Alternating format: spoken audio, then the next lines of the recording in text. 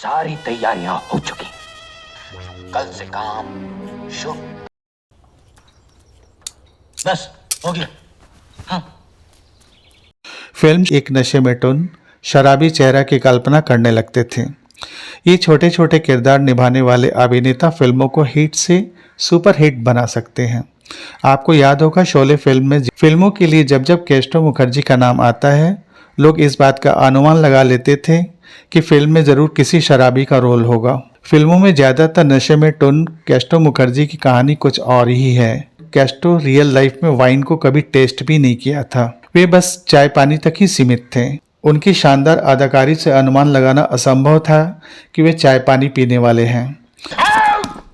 हम अंग्रेज के जमाने के जेलर हैं। भारतीय सिनेमा में कई कॉमेडियन ने अपनी बेहतरीन अदाकारी से दर्शकों को खूब हंसाया है। जॉनी वॉकर, महमूद, राजेंद्र नाथ, टुनटुन, असरानी, जगदीप जैसे शानदार कलाकारों की भूमिका छोटी होती है, परंतु जिनका काम देखकर उनकी अदाकारी की चर्चा आज भी होती है। कलकत्ता में जन्मे केस्टो मुखर्जी नाटकों और रंगमंच पर अपनी कला का प्रदर्शन शुरुआती दौर में करते हुए फिल्मों की तरफ उनका रुझान बढ़ा। फिल्मों में काम मिले, इसके लिए कदम बम्बई की तरफ बढ़ गए। फिल्मों में पहली बार मौका दिया डायरेक्टर ऋतिक घटक ने अपनी पहली बंगाली फिल्म नागरिक में। केस्टो ने अच्छा काम किया। इसके बाद हिंदी फिल्मों की तरफ बढ़ गए और सुप्रसिद्ध फिल्म मेकर ऋषिकेश मुखर्जी तक जा पहुंचे। केस्टो को फिल्म मुसाफिर में एक रोल मिला।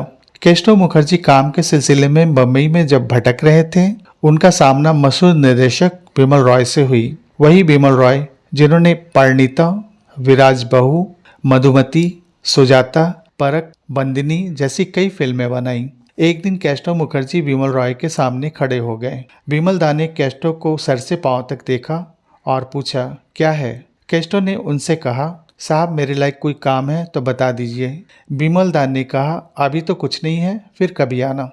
लेकिन इतना से मान जाए तो केस्टो नाम कैसा? केस्टो वहां से टस से मस नहीं हुए, खड़े रहें, टकटकी लगाए देखते रहें, मगर वहां से हटे नहीं, जमे रहें। बिमल रॉय को काफी गुस्सा आया। उन्होंने जोर से कहा, अभी एक कुत्ते की जरूरत है, क्या तुम भौंक सकते हो?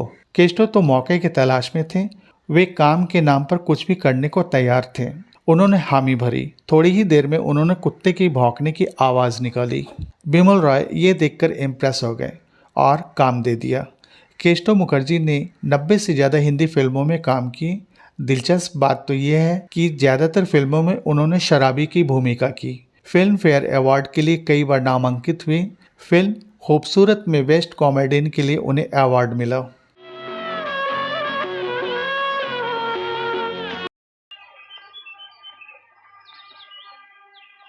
आजकल इतने उदास क्यों रहते हो भाई?